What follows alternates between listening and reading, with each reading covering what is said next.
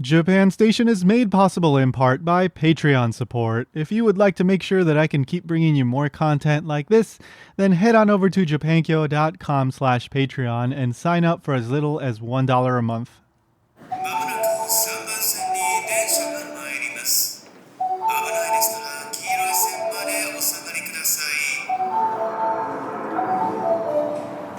Welcome to Japan Station, a production of japankyo.com. I'm your host, Tony Vega. Just a quick heads up, but there's been a big project that I've been working on for several months now, and it's looking like we may be able to release it this month, October 2021. Worst case, I guess it gets pushed back to November, but as soon as I have a concrete date, I'll be letting you guys know so that you can go check it out. It's going to be exactly the kind of thing that I think anybody that listens to this podcast would enjoy. It's a natural extension of what I do here. So please go check it out when I announce it. I'll probably release a special episode where I announce that. So just keep an eye out for that. If you're already subscribed to the show, you wouldn't miss it anyway. So no big deal. And if you're not subscribed to the show, then please go in your podcast app and hit that subscribe button or the follow button, whatever it is, so that you don't miss any future episodes. All right, so my guest today is Dr. Chelsea Szendi Schieder. She is an associate professor at Aoyama Gakuin University, and she is the author of a book that was published recently called Coed Revolution, the Female Student in the Japanese New Left. Now, I think that a lot of you probably know that in the 1960s there were a lot of student protests, specifically university student protests. They were protesting like Japanese society and things that were going on in the world, like Vietnam and capitalism. And that's a gross oversimplification, but you get the general idea. Actually, I've addressed this topic before in this podcast all the way back in episode 25. Where I talked to Dr. Patricia Steinhoff, who is a specialist in the Japanese Red Army. So if you want to find out more about that, go check out that episode. But in this episode, we're specifically going to focus on a couple of things. But when it comes to the book, Coed Revolution, we're going to be talking about some things going on with female activists at the time, policing, and a couple other things, such as the prevalence of women's universities in Japan. That's not directly related to the book, but it's kind of a tangent that we go on during the conversation, which I thought was pretty interesting and enlightening, because in Japan, there's a lot of women's universities compared to some other places in the world, such as, at least by my impression, the US. So we talk about a bunch of things. But then towards the end of the conversation, maybe in the last third, we talk about a very interesting class that Dr. Szendi Schieder teaches. It's called Kaiju Attack, and it's all about kaiju movies. So she's going to tell us a bit about that, some of the interesting things that she's learned about kaiju movies by watching them, and why she got into that kind of class. It's a pretty fun part of the conversation. And again, the book is called Coed Revolution. If you want to pick it up, there's going to be a link in the show notes.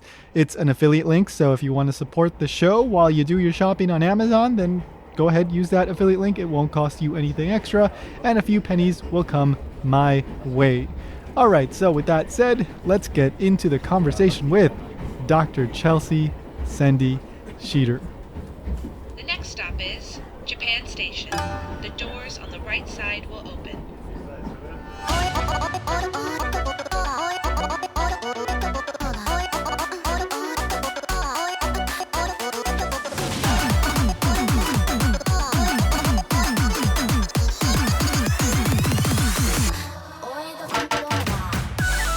Okay, so then, well, let's talk a little more directly about the book then. So Sure. could you tell us a bit, like, what is kind of the focus of Coed Revolution, and then we'll just go a little deeper from there?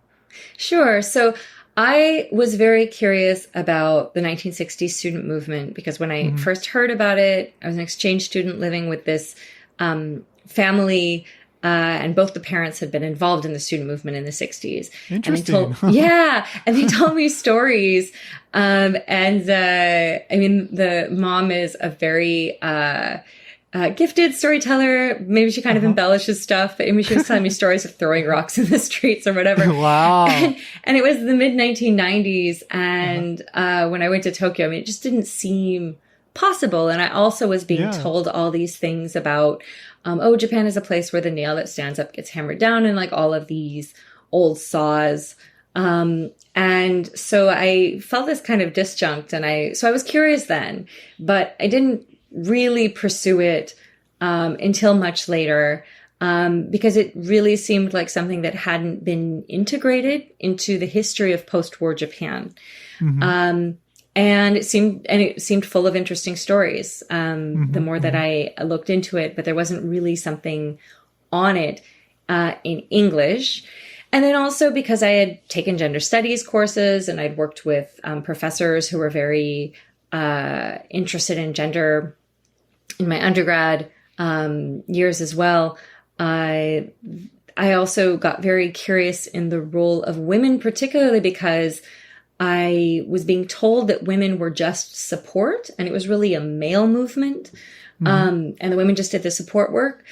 But then there were these really prominent symbolic women. I mean, arguably the most individually famous student activists of the time period are the women like Kamba Michiko, who has this kind of high tragedy maiden martyr status for her death in 1960, or women like Shigenobu Fusako, who was a leader with the Japan Red Army when they went to Lebanon, or Nagata Hiroko, who was this like terrifying activist femme fatale who had like killed her colleagues in this mountain retreat. So I wondered why women became so laden with symbolism in the mass media. And then as I began to dig, I found plenty of women who were deeply committed and involved in the student movement, and also involved in creating theory for the movement, right? And also thinking about their own participation. And so I began to think, well, there's something going on that's not simply that this was a masculine movement and women were supporting, and then women had their own movement afterward with feminism. There's something else happening in here. And that was what got me interested. And so then the book generally is about, I try to introduce the Japanese New Left to anyone who might be unfamiliar with this history as best I can, but it's still kind of a specialist book. So if you know more about Japanese history and society, it's helpful. But then also through looking at these figures of the female student activists, because I think that their stories, their experiences, how they were represented, I do believe that that's a central tension in this movement that promised so much, or was built on so many ideas and promises and ideals of liberation, and yet had this unexamined, male chauvinism, sexism, misogyny at its core. And I thought it was just so interesting that there was this really radical movement that wanted to deeply question, get to the bottom of all the contradictions of society, and yet in its own actions and practices, they had adopted this very like mainstream, unexamined, gendered division and hierarchy of labor. So I found that I saw female student activists standing right at that tension. And I do think it's significant to consider that pretty much everywhere that had a new left, that had a student movement in the 1960s, had a subsequent women's liberation movement. And the women's liberation movements, from the one in France to the one in the United States to the one in Mexico to the one in Japan, were often also very self-aware and self-conscious that they were kind of inheritors of certain new left ideas and practices, and also were kind of women's separatist movements that needed to happen because of sexism or male chauvinism, or an inability to incorporate women's voices, experiences within the new left. Yeah, there is so much we can discuss there, but okay. So let's. I do want to focus in on a couple of things. One thing that I found really interesting was there was an mention of people saying that it would be like counterproductive to have like women enter like universities and to educate them. And could you comment on that? Because I mean, I didn't find it surprising, but I thought it was worth highlighting and looking at it from this whole tension of trying to these activists, but then you have like the traditional system kind of saying one thing and the conflict and all that. So sorry. Yeah. Yeah, sure. So the title Coed Revolution, I like the pun in English that Coed means coeducational. And part of the argument of my book and what I found was that Japanese universities were radically integrated after World War II in the sense that formerly all male elite institutions were forced to admit female students. And this was part of the sort of demilitarization of Japanese society. It was based on a very essential idea that women are inherently pacifist and peace-loving, and that, the woman's touch would demilitarize these kind of political and educational spaces.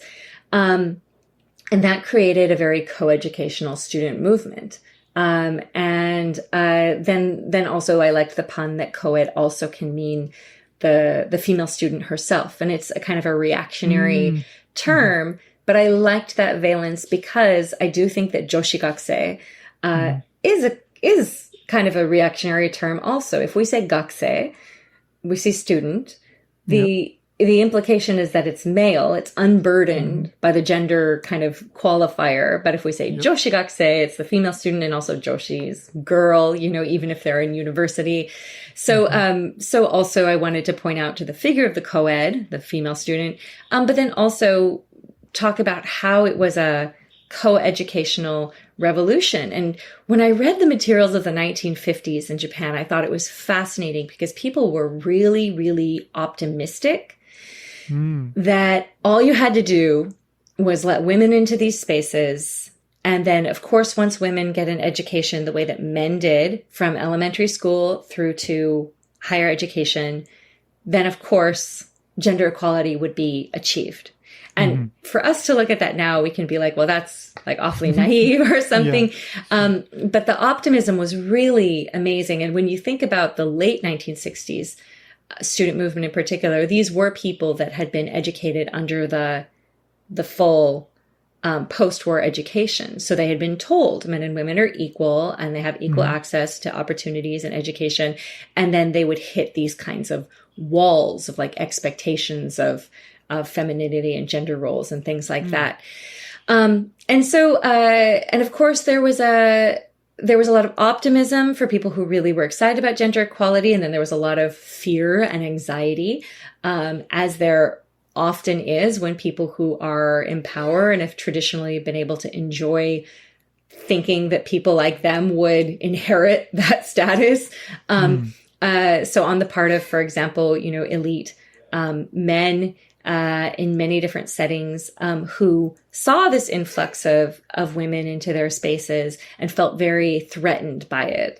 And so there's this literature professor at Waseda who kind of tongue-in-cheek, but then kind of not, wrote a series of essays that Coeds were ruining the nation. This idea that if you let female students into these departments, and he was particularly concerned about the humanities. If you let them into the humanities, you're going to have too many women in the humanities, and they're not going to, to be productive with their knowledge. They'll just get knowledge about literature, and then they'll just become housewives, right?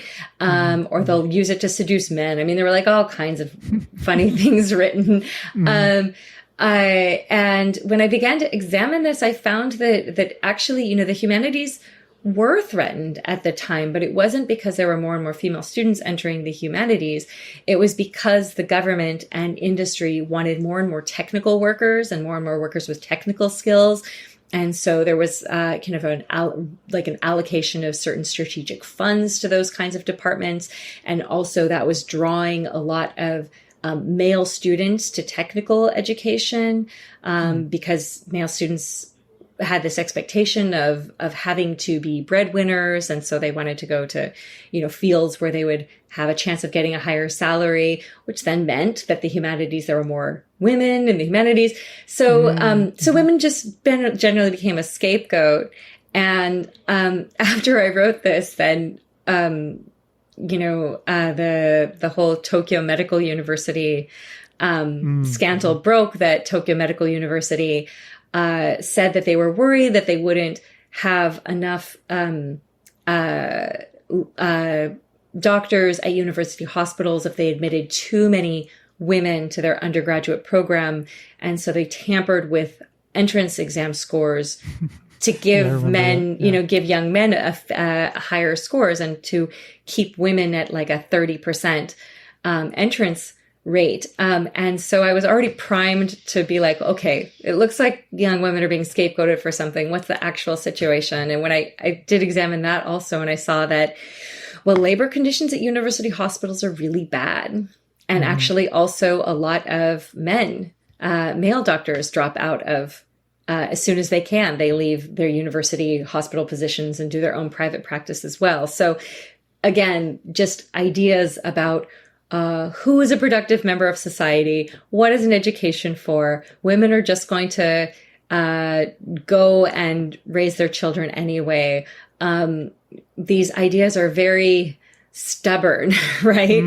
And it's also so easy for people to just say, yes, it's the women who would quit their work to raise their children to blame without looking at the larger structures of, well, what are the incentives for women to quit their work? What kind of support do women have to continue their work? What are the labor conditions? What are the conditions under, under which people choose to work in these jobs or not? And so, I don't think history repeats itself necessarily, but we definitely see some recurring themes. Well, a little bit of a tangent, but something that I when I first started, studying in Japan and going to Japan, something that I noticed was that, Joshi Daigaku, or like these, female schools, also high schools as well, like female only high schools and universities were just, at the very least, far more visible in Japan than in my experience growing up on the East Coast of the United States. And I'm pretty sure it's not just a matter of being more visible. It seems like they are just more numerous and more common. Do you know, is this connected, to what you were saying, before, the already established education system, and it's just kind of like a holdover, or was there something going on there in the 60s as well? Do you know? That's such an interesting question because, I grew up on the West Coast, and I grew up completely within the public education system. So I don't think I even was aware that there were women's universities. Yeah, exactly.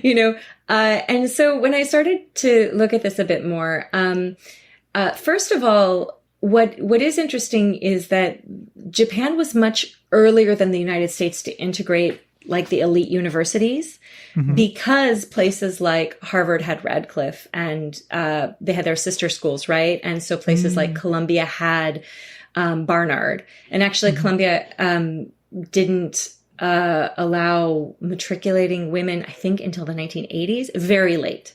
Very late. Yeah. Compared to... I think women could take classes or something, but compared to Japan, which became really fully coeducational at these elite institutions in 1945, that was very different. But the remaining, the fact that women's universities remain is very interesting. And this was another kind of, not fully articulated or pursued project, but I began to talk with a lot of alumni from Ochanomizu Daigaku, because Ochanomizu Daigaku is a very prominent, respected women's university. It was very much on the cutting edge of gender studies. And in my book, I do include the cases of some women who were at women's universities. And in talking with the alumni of Ochanomizu Daigaku, Ochanomizu University, it turns out that there had been discussions about, do we integrate Ochanomizu Daigaku? Because I'm at Aoyama Gakuin University now, and Aoyama Gakuin University was historically a women's university, but now it's integrated. It's male and female students. But Ochanomizu University, there were a lot of very powerful alumni who pushed back and said, we need space for women to be able to do academic work and classroom work without men. So it is quite interesting from the perspective of pure equality. In a sense, it's not exactly equal to have women's universities that don't admit male students. But I think that opens up to the larger question of, well, what do we mean exactly by equality, and how do you achieve equality when there's a group of people who have had such a hard time raising their voices or being heard? Do you still need these spaces where they can talk with among themselves and without this kind of more forceful dominant perspective present? And at Ochanomizu they decided, and at many women's universities, there was this idea that yes, it's still very important to have some women-only space, but that did not carry for these elite universities that were only male universities. So that is very interesting, and that's, I think, this ongoing question. And when I looked at the documents from women involved in the student movement who had been at women's universities, a lot of them wrote things like, I didn't really understand what, when these kinds of sort of women-only meetings began in the early 70s, and women began to share stories about kind of the chauvinism they'd experienced and the student movement, and etc. Some of the women at women's universities said, I didn't really understand what these women in coeducational universities were talking about because I didn't really experience it. And others said, well, we felt particularly free, but we knew it was freedom in a cage. We knew that outside of that was a male-dominated society. And then you also had cases where women said, well, there still was a hierarchy. It's just that it was the older girls, the older female students who made the younger female students do all of the care work. So it wasn't a gendered hierarchy. It was a different kind of hierarchy of labor. And so I think all of that is very interesting as well, because of course women can also oppress women, older women. Yeah. No, I've heard stories from quote unquote joshigakuse, girls that did go to like a female high school or whatever, and they say, oh, it's horrible. But it's all complicated. But absolutely, just because it's all women doesn't mean that it's a perfect world. Absolutely not. Yes. Something interesting that I saw was regarding the police. And you point out how there was a period in time where the police were being looked at as like too violent, too brutal, like with these in their tactics going against these student protesters. And so then at some point they started looking to the US or to the West and should try to be like friendlier or something like that. Yeah. I know it sounds kind of crazy, right? Because, as I was writing about how the Japanese police changed their image, it was a pretty significant image shift over the 1960s in Japan. I mean, to say that they looked at the United States police is a little crazy, considering, particularly the situation today. The 60s and the images coming out about the police in the 60s. And then, but I think that, so this is another kind of unpursued project, but I got very interested in the way that, activist movements learned from each other. They tried to share information. But if we look at the police really did a lot of information sharing across places.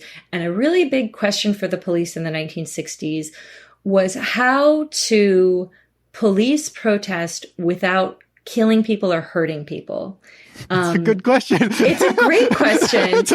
And I know that sounds kind of funny, but yeah. I got kind of interested in how this played out in Japan, particularly because up until 1945, protest was illegal. Yeah. So it was pretty straightforward how to police protest. It was just illegal. Yeah. But then it became legal, and a lot of the personnel involved in policing protest were personnel from the pre-war and wartime period, and they really had to adapt everything that they'd learned and everything that they'd done to this new world. Mm. And they didn't quite know how to police protest without hurting people. How do we not kill people? How do you not kill people? And I mean, in 1952, at the May Day protest in Hibiya Park, protesters were shot, and at least one protester died, and that was a moment when they were like, okay, well, we can't use active firearms, and so a lot of the things we see that we associate with riot police. Are from the 1960s. Their technologies developed in the 1960s. So, tear gas, really big, the shields, things like that. Those are from 1960, and they're about crowd control, and with non-fatal force, right? So I mean, tear gas is still very painful. And when you read about kind of the lists of injuries that came out of some of these protests, I mean, it's still pretty extreme. You know, people lost eyes, people broke bones, people had sustained these burns, and but significantly, in many of these protests, no one died, right? And so that was kind of a positive outcome also for the police, because the death of Kamba Michiko in 1960 and clashes with police was really mobilized a lot of people and their anger about state authority. But and so the idea to look at the police, so there were a lot of ideas about community relations that were coming out of people who were studying the police at the time, and in the United States, and in the United States and elsewhere, in Japan also, over the 1960s, there was a trend towards rationalization. So there was more kind of centralized police control rather than, and so, for example, in the United States, we can see this in the rise of more kind of police in patrol cars, right? So that you can have fewer police cover a larger territory. And so, the Japanese police were interested in this, but it turns out just patrol cars don't really work with the geography of Tokyo. There's just less road surface. I mean, there are roads you can't go down in with a car. And then also it became clear that, there was a trend towards reducing the koban and reducing the police boxes in urban centers, and maybe having like a mobile koban. So one day you're here, the next day you're there. But the police were realizing that they were missing an opportunity for daily contact, and that if people have a positive interaction with omawari-san, just like a local policeman in a police box, then that creates a positive impression of the police in general, even though omawari-san is very different from kidotai, from the riot police, right? And it was a very handy tool also to get people to talk about suspicious neighbors, maybe, a bunch of leftists coming and going in someone's apartment. And they created this community kind of relations, in some senses, like based off of the idea of the bobby, right? Like you have your kind of local police man who, and it was almost exclusively men in this period, policeman who in some cases lives with his family in the koban. So they're very, involved in the community. And Right. and that's interesting because this is at the same moment that a lot of leftist movements are going underground. They're not necessarily they are theoretically interested in the working movement and in laborers, but they're not necessarily reaching out to the working movement and to unions. They're theoretically interested in minorities issues, but they're not necessarily reaching out to minorities in Japan. And so this is at the same moment that a lot of leftist groups are losing contact with grassroots support in some instances. Not all instances, but the instances where where groups became increasingly violent, were really spectacular and were really seized upon in the mass media.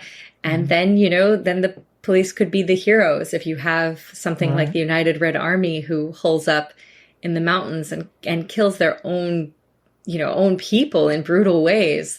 That is not good publicity. And I mean, social movements are not just publicity, but they also do live and die based on how if their message is able to get across to people not involved in the movement. So there's so much more I could ask you, but I don't want to keep you here 2 hours. So I want to get to like the latter part of the book, or I think it's the last chapter where you talk about kind of present day and a little bit of contrasting, with what you've established in the rest of the book. How do you see, like, has there been any changes in the way, female activism, female activists are portrayed? What's going on today? What have you seen? Yeah. So something that I noticed and then point out in the book is that, even when the media portrayal of female student activists was positive, for example, in the case of Kamba Michiko, in the wake of her death, it didn't necessarily allow her voice to come through, right? She became just symbolic of post-war democracy rather than really grappling with how she was critical of post-war liberalism and how she was identified as a Marxist and a historical materialist. So I think that in a certain sense we and in a sense, the media is constrained because it has a kind of a fixed set of narratives that it can operate in quite often. And Kamba Michiko stepped into a narrative already established about how, young female students were the future of post-war democracy, and they were symbolic of its energy, but also its vulnerability. And then you have a young female student who dies, and then that's a very convenient narrative. And so a lot of the stories that the mass media tends to be attracted to already kind of parrot these narratives that are at large in a society. And so I think that dynamic itself doesn't necessarily change, headlines and stories that journalists pursue, even if they'd like to bring more nuance, they may be constrained, right, by trying to get readers or something. Sure. And in that sense, I'm not sure that has changed. I mean, if you read about a social movement, you read about a female activist involved in a social movement, there will probably be, these standard kind of gendered ideas about how she fits in with the movement or how she's some things I saw from the late 60s where, the like student movement, Joan of Arc, or like, they have to kind of tap into these other kinds of symbolic women or narratives or something like that. Yeah. So I think in that sense, there have been certain changes, but I think what I would point out more is not like how can we change that, but how can we have a certain amount of skepticism and critical stance towards the media and understand its limits in being able to represent a movement right? They are constrained in what kinds of patterns people expect. They're constrained in terms of space and time. And then I guess then the question would be, has the role of women in activist groups changed significantly? And I think that this is a real ongoing issue, and it will continue to be ongoing as long as there's not a real close look at what it means to be involved in a movement, and unless there's a close look and an appreciation of the value of so-called support work, because I think that the media, but then also we, tend to focus on the leaders, the people who are pushed to the front of a movement, people who are maybe particularly photogenic or charismatic or something like that. But what makes a movement is all the people who do the stuffing envelopes or making copies, making coffee, feeding the people who are staying late, and things like that. And I think that if we're aware of the bias toward picking out the leaders and the charismatic people, and we think a little bit more carefully about support work and care work, because women tend to socially be confined to those roles, I think we can get a better grasp of if a movement is powerful, if it's has the capacity to change the way we kind of relate to each other every day.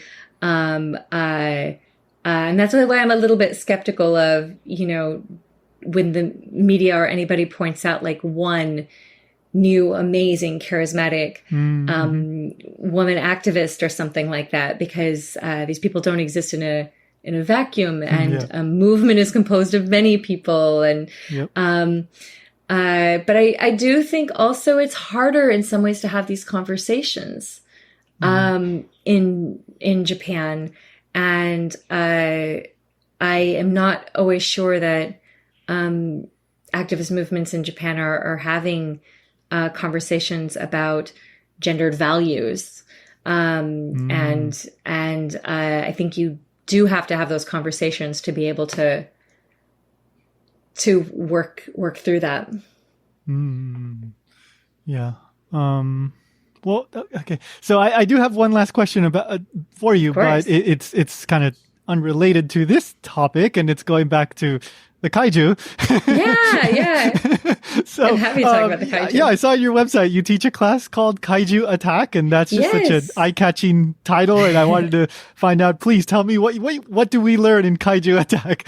Yeah, well, actually, so this is kind of a funny class that was born of the pandemic, because I have this little kid, and when he couldn't go to daycare, he started watching a lot of videos, as many children in his generation have.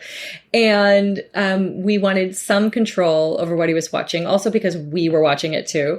Yeah. And so we found a bunch of these old kaiju classic movies, and he got really into the kaiju movies. And as I began to watch them, I thought, they really illuminate the anxieties and the hopes and the fears of the time in which they were made, even the silly ones. And so I thought, well, that would be really, I have this year-long class I teach, and I'm pretty free with the topic. It's kind of a junior seminar. And I thought, I have students who can work in Japanese and English, so why don't we do a Kaiju Attack class? And we started with the original Godzilla. And interestingly enough, the students who were interested in my class and decided to take my class, none of them had seen the original Godzilla. And they were very surprised by how moving it was. Well, I guess all they know is like the most recent stuff, huh? Yeah, exactly. And like since Godzilla has become this kind of mascot character, they don't know like where it all started. Yeah, and it's very interesting we're moving into the Millennium Godzillas, and actually next week we are discussing we talked about a lot about the post-war context of nuclear politics and things like that last semester. We're going to talk about kind of post-Cold War, but then also, what is the ongoing popularity of Godzilla? Why does this seem to be continually popular? How does it seem to be able to fit so many different modes, from like the very serious to, these masterful pieces that really tap into our anxieties, to very silly. And, it's along the way, it's been really interesting. So we also, when we did Mothra, and we read a lot of actual accounts of residents of the Bikini Atoll, because Mothra has these kinds of fictional islander natives, these kind of sort of, quote unquote image of these quote unquote primitive people. Right. And so it was a really good chance to kind of encourage them to think, well, why this imaginary infant island with a magical moth, rather than, and kind of alluding to the plight of people who lived on the Bikini Atoll, but we have their actual stories, like why this imaginary kind of island instead. And I think what's really fun about teaching a new course about something that I'm really not an expert on is that there is no clear answer. I'm not sure why there's an infant island in the South Pacific rather than, actual living, residents of the Bikini Atoll, why that choice was made. But next week we are going to be discussing the 1998 American Godzilla. Oh, yay. Where they took the god out of Godzilla. Yeah. So it's been really interesting, for me to look at these things and think about these things. And of course, I think it's 2014, the Shin Gojira. Yeah. I think might be, or was it 2016? I think it might be one of the best. Yeah. It was very well received. I have not gotten to see it yet, but I know Hideaki Anno, and I've heard nothing but good things about it. Yeah. I mean, it does have a little bit of I think the Millennium Godzillas have this real nationalist turn, and actually a lot of support from the Jietai, like actual financial support and equipment. So there is a little bit of a more like sort of muscular, militant tone. And even in Shin Gojira, although it's probably, I think it shows you the power of the kaiju genre, though, that,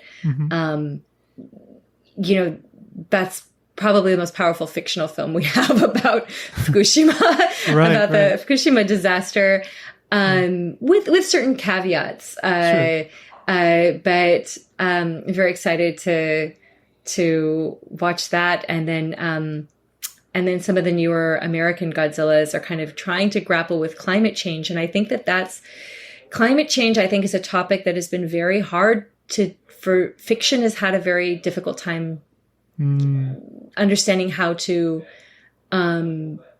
narrate and deal with climate change in a way that makes sense. We have a couple kind of climate fiction, climate disaster fiction novels coming out, but how do we get past like the standard disaster genre to get people to think about that question as well.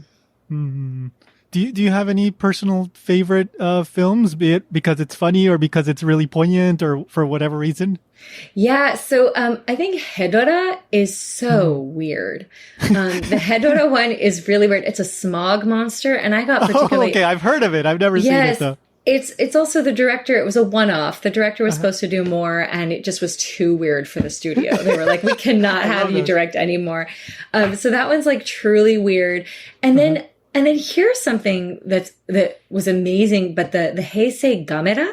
So Gamera is, I think Gamera is a different studio because Gamera was a sort of, I mean, there are a lot of kaiju. If you start to get into like Ultraman and Gamera, it's just like endless. But the sort of Showa Gamera were kind of silly. He's a turtle. But the Heisei Gamera films are masterful. It's a trilogy, and they're so good. And they worked on a much smaller budget. And the special effects. I mean, I never thought I was interested into special effects, and I've just watched so much tokusatsu at this point. But the Gamera ones, I think, are really good. The Heisei Gamera. And so, and then also something that's a weird outlier, I think it's on YouTube, you can watch, is Pulgarsi, which is a North Korean kaiju film. Yeah, infamous. Which the tokusatsu, they hired, brought over the tokusatsu director, whose name is escaping me at the moment, which is embarrassing. But then also, but also Satsuma, who did a lot of the Heisei Godzillas. He's the man in the suit. But what's been interesting about teaching this class, I'll have to do it again, is that as I've told people I'm teaching this class, they'll be like, oh yeah, my friend was the like location scout for the 1998 Godzilla in New York, and she has all these stories. And then my mom is friends with Satsuma, who was the man in the Godzilla suit and went to North Korea. Cool. And so I'll have to figure out a way to because the first time I teach a class, it's really, I'm just approaching these materials for the first time, but figure out a way to be able to bring these kinds of people together to learn more about also kind of the creation of a film and the creation of our fantasies and our stories, which I don't study film, so that's something for me to learn as well. Yeah. And, there's some super silly ones, but as we said, there's a lot of commentary in there, and like any good sci-fi, I think it's something that people say a lot, right? But a lot of good sci-fi really makes you think about what's going on now. And it's able to get away with that because it's couched in, monsters and spaceships and all this stuff. But really it's saying something deeper about us, right? Yeah. And I mean, Susan Sontag has this essay from the 60s or 70s about how disaster films are not radical, about how they're reactionary, about how they just kind of enforce certain views of looking at the world. And I think that kaiju films are slightly different, and maybe it's the fact that they have, or they have the potential to be slightly different, because the fact that they have this very strange fantasy element that everybody responds to as if it's totally real, and that everybody just kind of takes as real. And I do think, though, that what is interesting is that there is only one kaiju film I've watched, Japanese kaiju film I've watched, with a female prime minister. But which one was that one?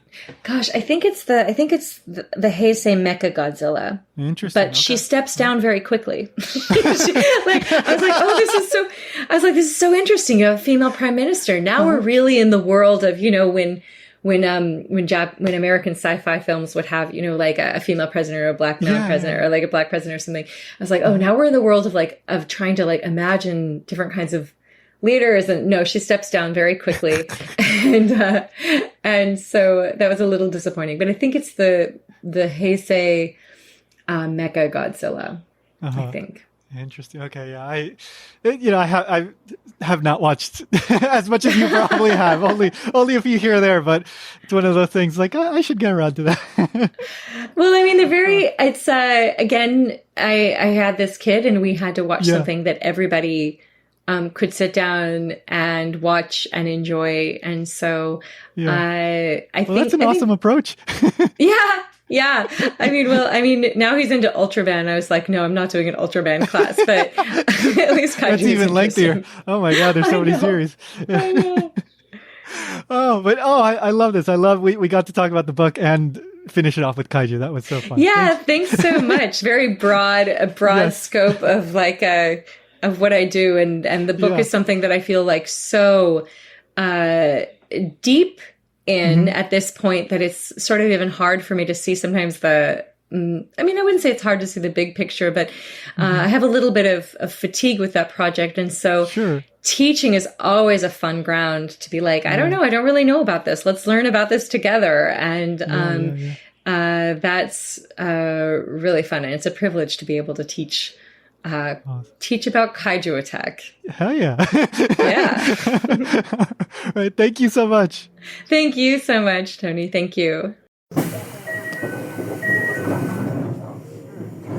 Heads up for the patrons. You're going to get a whole bunch of bonus content after the outro music, around 17 or 18 minutes. It was a big chunk of the conversation that I didn't include in the main part of the conversation because the episode was already like over an hour long, so I decided I had to cut something. And this was a big chunk of the conversation that I couldn't really cut into smaller parts. It just had to all go by itself.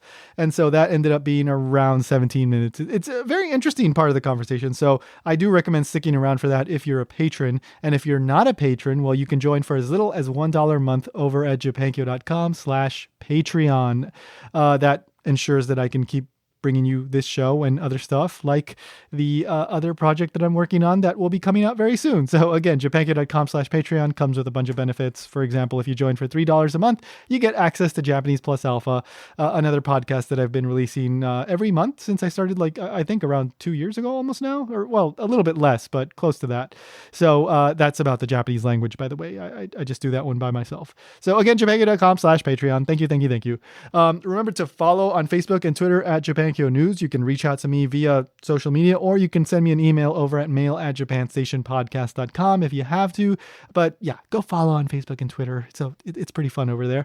Also, remember to leave a rating and a review and tell a friend about the show. All that stuff helps immensely. And thank you so much to Unomi for providing the opening song. Links in the show notes.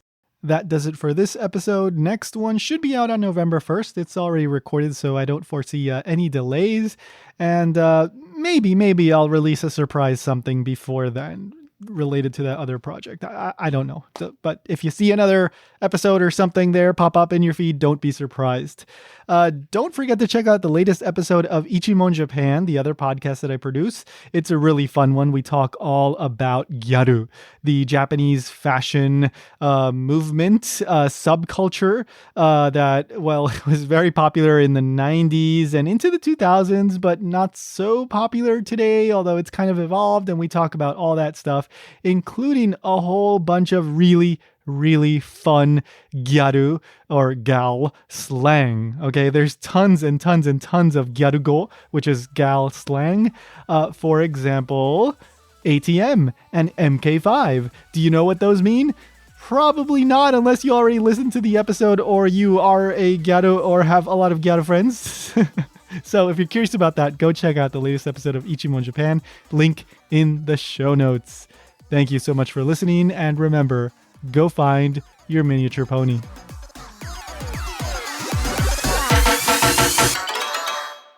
Just do it!